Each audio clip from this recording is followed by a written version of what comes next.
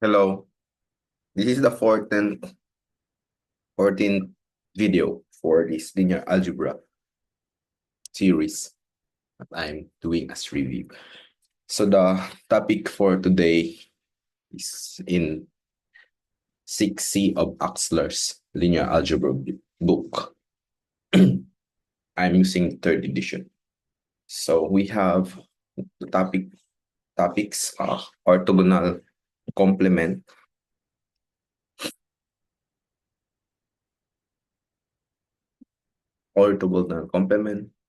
minimization problems. Last time we have orthonormal basis and then how to get an orthonormal basis out of arbitrary basis, the Gram-Schmidt procedure. And then we also have Schur's theorem relating diagonal representation and then race representation theorem. This is if you have a linear functional, you can have an inner is represented as an inner product for some unique vector U. Today, let's start with orthogonal complement. Start with a definition.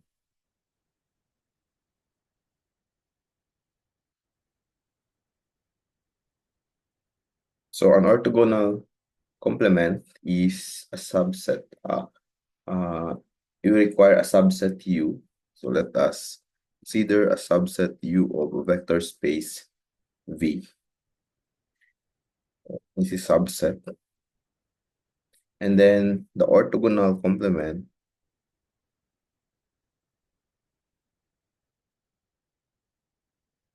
of our U denoted as U, and then this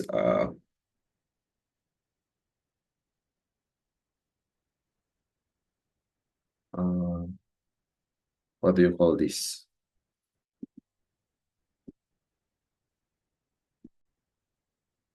Okay, this is denoted as W something like T inverted. So I look it up earlier. It's pronounced as R. Do we say this is U perp? U perp is defined as follows. The orthogonal complement of U perp is the set of vectors. These are of course in V such that your inner product of V and U is 0. This is for all V for every U in the subset U. Okay, so example, if you have U is a line in R3, then U perp or the orthogonal complement of U is plane, is the plane in R3 containing the origin, and vice versa. When I say vice versa, vice versa, vice versa. Anyway, the if U is the plane, also the complement is the line containing the origin perpendicular to you. Let me draw that. So if this is your line L, then this is your okay. Let me draw the space. Suppose this is your line L, this one. Then let me draw a plane containing the origin that is this plane, and then the angle between the plane and this line L is 90 degrees. So this is our U, and then this is your U complement, orthogonal complement. And of course, you can interchange here, as I will be stating later in this video. Now, let us consider some properties. of orthogonal complement. First property is if your U is subset of our vector space V, then U perp is subspace of our vector space. Here, there is no condition that U is a subspace, but U perp or the orthogonal complement of U is always subspace. Second property is you get the complement of the set containing zero vector only is the entire vector space. Letter C, the complement of the entire vector space is also here. And letter D, if U here is again a subset of V, then your intersection of U and U perp must be at most the vector contain the set containing U. So since U here is a subset, but of course if it's a subspace, then it's just equality. You have equality. And E here, if we have W of V, U and W subsets of V, and U here subset of W, then if we take complement, the reverse inclusion. We have reverse inclusion. Okay. We will prove some of this, but not everyone, not every item. First, let us prove the first one because the proof is pretty standard, and then I will prove letter C, and lastly I will prove letter E. So for the first one, we will consider subset U of V, and then show that this satisfies the subspace condition that we have earlier. So U a subset of V, and then we can have U is equal to U for all or for every U in the subset U. In this case, this means that our zero vector is a subset of U perp. Now we want to show the vector addition is also close. Okay, let's do it in the second page. Suppose that we get W and V in the U perp. If our U is in U, then if we take the inner product of V plus W with U, you get it here. This is just by property V and U plus W inner product with U. And we know that V and W are inside the orthogonal complement. And V and U here is in U, therefore we get here 0 plus 0, and this is just 0. That means your V plus W is also in the orthogonal complement. Okay.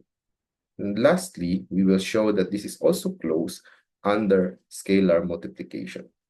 So suppose that we have lambda, a field element or a scalar, and V element of U perp.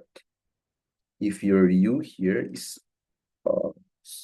an element of U, then what can you say about the inner product of lambda V times U? By the property of inner product, you can put out lambda times the inner product of V and U. We know that the inner product of V and U is 0. And this is just lambda times 0, which gives us 0, meaning we get lambda V also in U perp. Okay, so we have already checked first, second, and third condition for a subspace of V. Thus, your conclusion is your U perp is a subspace of the vector space V. Okay. All right. Now let us consider skip the other part, and then proceed with those which we will prove. Here I will choose to prove letter C. Okay, letter C. So letter C says that the orthogonal complement of V, the entire vector space, is just the set containing 0. Okay, let us prove that. Well, suppose that V is an element of the vector, arbitrary element of the orthogonal of V. Then your inner product of V and V is 0. Okay, this implies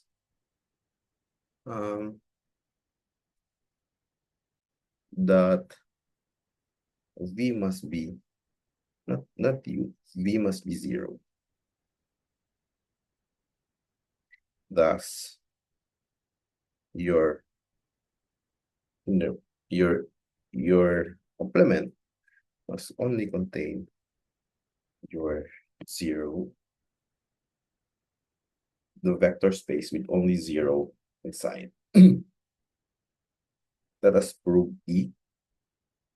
So suppose that we get two subsets U and W of V, and U here is contained in W, and then suppose we get an element V in the orthogonal complement of W. Then your inner product of V and U is equal to 0 for every U in W. Okay, for every U in W, since W is a set containing U, we get that the inner product of V and U is also 0 for every U element of W. This means that V is also in the orthogonal complement of U. Thus, take an element of the orthogonal complement of W, and then we have shown that is inside, also inside the orthogonal complement of U. Thus, we have W perp sitting inside U perp. So all the other claims I will be leaving as an exercise. The proof will be left as an exercise. Recall that W and V, if we have to make it a remark, if we have W and U are subspace, then then what? Then V is just the inner product of U together with W. If and only if V in our V is just U plus W, and this V can be written in exactly one way. It's a vector in U plus a vector in V. Now, the next theorem will show that every finite dimensional subspace V leads to a natural decomposition as direct sum. I will put it as theorem. Suppose U here is finite dimensional subspace of V. Then your V is just the inner product, not inner product, the direct product of U and its orthogonal complement. Okay, we will prove this. So the proof of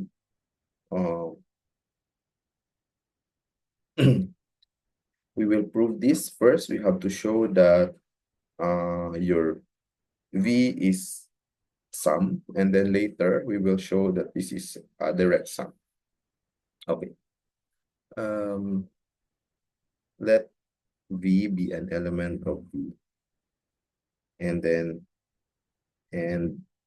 your E1 to EM orthonormal basis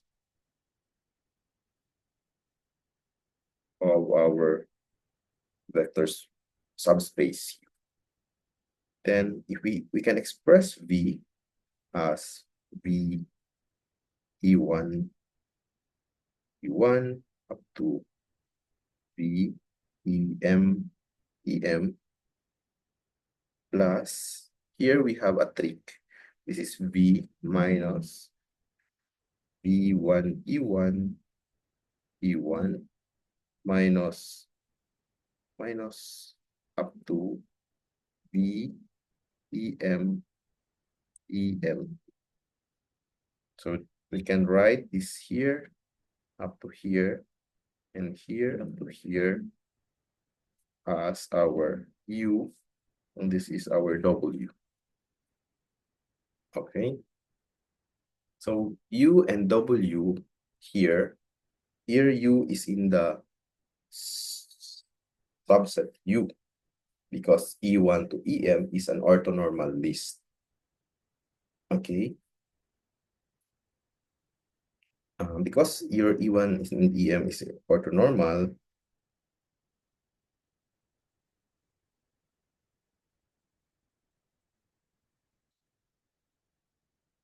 we can we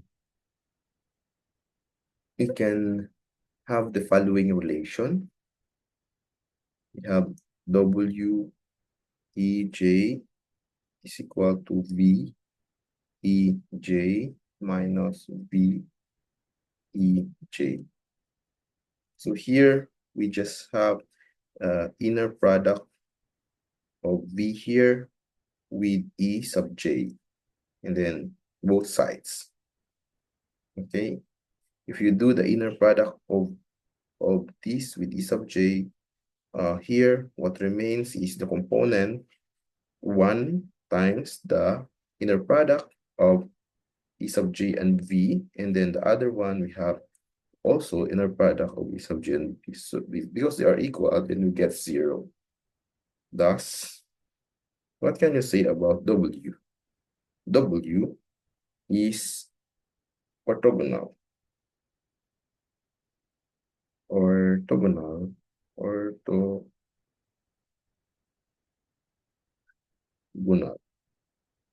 to every vector in the span of E1 EM. That is, W is in the orthogonal complement of U. Thus, V is equal to U plus W, where U is in U and W is in orthogonal complement. And we have completed the proof that it is a sum. Okay. So how do you show that this is just 0? The intersection is empty, just the trivial intersection containing the 0 vector. So this is from the previous theorem. The previous theorem says that if you get, I remarked earlier, if this is a subset, then the intersection must be contained in your set containing the 0 vector. But here it's not just a subset, but a subspace, and therefore we get equality. So we know that U and U perp is just 0. Thus, your V is U inner direct product with U perp, completing the proof of our theorem. So this is an easy corollary of the previous theorem. If we get a V finite dimensional vector space and the U subspace of V, then the dimension of U perp is just the dimension of V minus the dimension of your U. This is just an easy application of like subspace and definition, and then being a direct product, consequence of being a direct product. And the next result relates that if you take double complement, you get back to U. Please write that. If U is finite dimensional subspace of our V, then your U is this U perp, then take it again. The orthogonal complement of the orthogonal complement will leave you the original subspace U. Here, the proof will be left for reading. Now let us define an operator for a finite dimensional subspace of V. So, U is finite dimensional subspace of our V. The orthogonal projection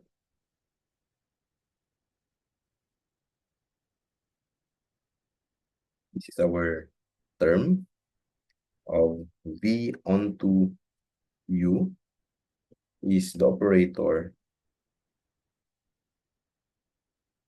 Here we write this as P sub U. This is inside this vector space, and then it's defined as follows.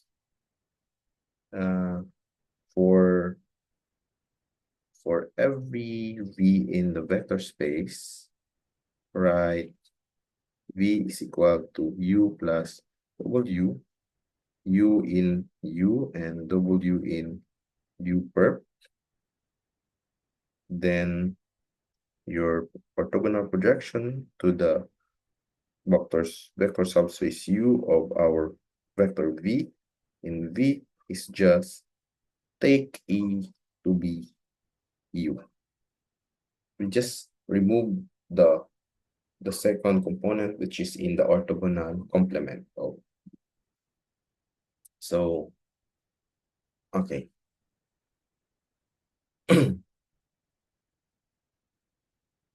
Let us consider an example. So this is, we have encountered this before. U span of X. We have the projection of V onto U is just Vx magnitude of X squared times X for every V in vector space. So we need to show this solution. So suppose you have V in the vector space. V can be written as Vx and then X squared times X plus V minus V X over X squared times X. This vector and this vector are complement, this vector is inside the U. This is just scalar scalar multiple of x, which is in V, this vector is in the orthogonal complement of U. This is familiar when we have before our orthogonal complement example. Thus, what can you say? Because it's in the orthogonal complement, if you take P U of V, you get U.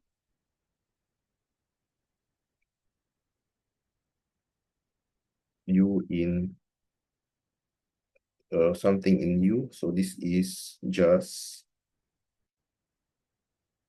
the orthogonal complement. So we get evaluated here. It's just x Vx x squared and then times x, and then you evaluate P here, you get 0.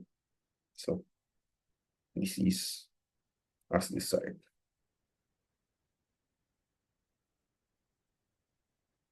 So let us consider some properties, list of properties for orthogonal complement, and then we will maybe prove some, and then there's like 1, 2, 3, 4, 5, 6, 7, 8, around 8. Yeah, or so properties here. Of course, we can prove them all. We can, but it will consume much of our time. This is a theorem. So first is, okay, properties. So let me have U. Suppose that, okay, suppose U is finite dimensional subspace of V, and take a small v in the vector space V, then the following holds. PU is LV. This is by definition. PU of U is equal to U for every U in U, and letter C is again obvious. PU of W is equal to 0 for every W in the orthogonal complement of U. And then here, letter D, the range of PU is your vector subspace U. And then letter E, the null of PU is just the orthogonal complement. This is also obvious. F is if you get V minus the projection of V, this is in the orthogonal complement of U.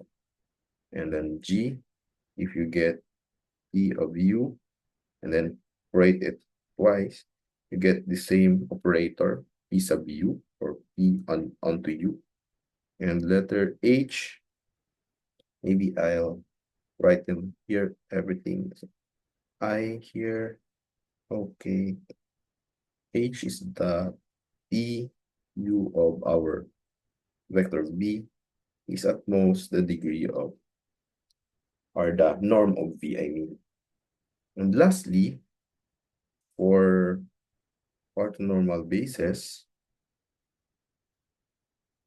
U1 to EM of our U, we get the projection onto U of vector B is just the inner product of V and E1 multiplied with E1 plus inner product of V EM multiplied by the basis element E sub M.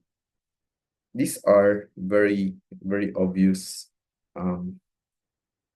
one-liner properties. The proofs are something like directly follows from the previous discussion that we have. So the proof will be easy, and then of course left for reading. Now, let us consider the next part of our lecture. So here we will apply the property that we have earlier. Okay. So I will use another slide. So we title this minimization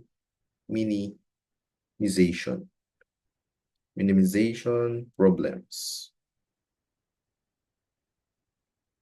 So this is a remarkable simple solution. A remarkable simple solution to minimization problem is very enlightening, as it led many important applications of inner products spaces outside of pure mathematics, although yeah, in approximation, of course.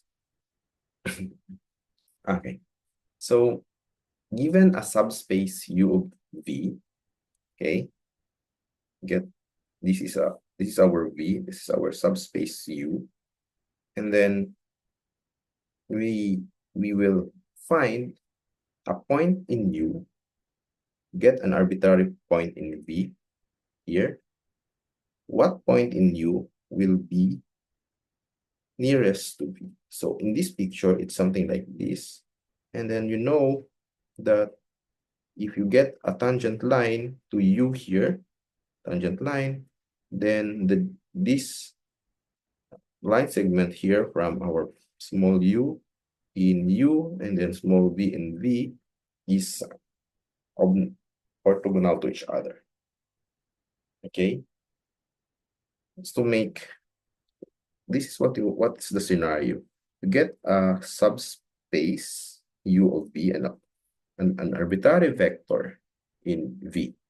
So find a point U such that the distance between our U and V, this one, U, okay, let me V first, V and U is minimal, the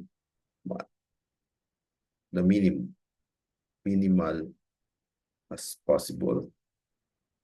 So that's the general problem. This is solved by the solution is take U be equal to our projection of our V onto U,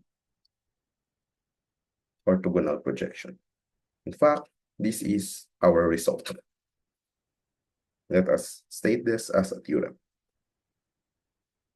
Okay, suppose that U here is finite dimensional subspace of our V. We get a small v in the vector space V and small u in the subspace U.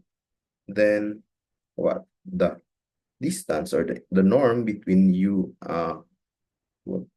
and projection of V is at most the distance V, I mean the norm V minus U. Okay. All right. And equality holds when U is the projection of. So the proof is like straightforward. Take the norm V squared. So by you can write this as V minus plus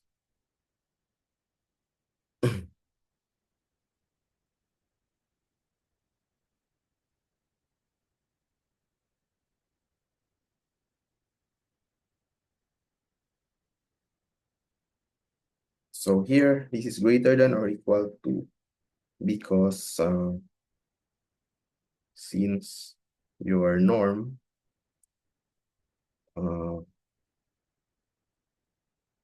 P U of V minus U is greater than or equal to 0. So this one, this is equal to, so this is our common reason for this equality. And this is equal to V minus plus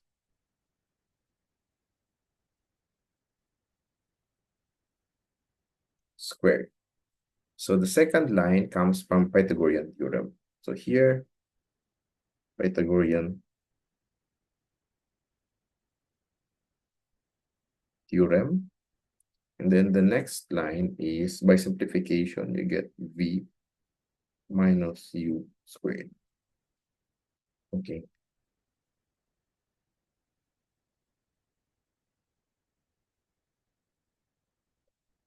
So equality happens if and only if equality if and only if your EUV minus U is 0.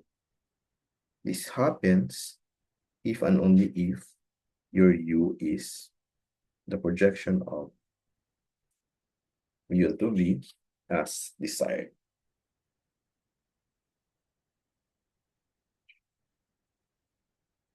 Projection of V onto U, I mean.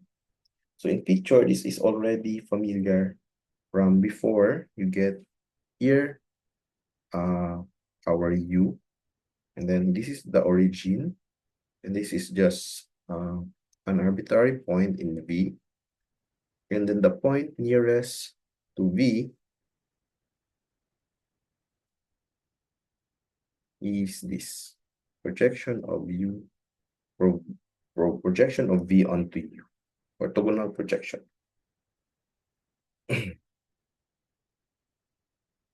Okay. All right. So this is the end of the proof for this minimizing distance. So here, this last result is often combined with formula 55, formula on expressing the projection of V onto U as here as this to get the explicit solution to minimization problems. But in this lecture, I will skip that part. That part is like computational, and yeah. I think I will leave that for reading. Here the example is one example is of approximating. For example, if you want to approximate sine x, you can approximate it by Taylor polynomial, and then of course the what we have an arbitrary basis. We get an orthonormal basis, and after getting an orthonormal basis, we will express our U of x as a linear combination of orthonormal basis elements. So yeah, this one is our the goal here is, okay, let me write in different color. Minimum distance, minimize distance to a subspace. So that's it for today. Next time, we will cover the chapter 7, operators on inner product space.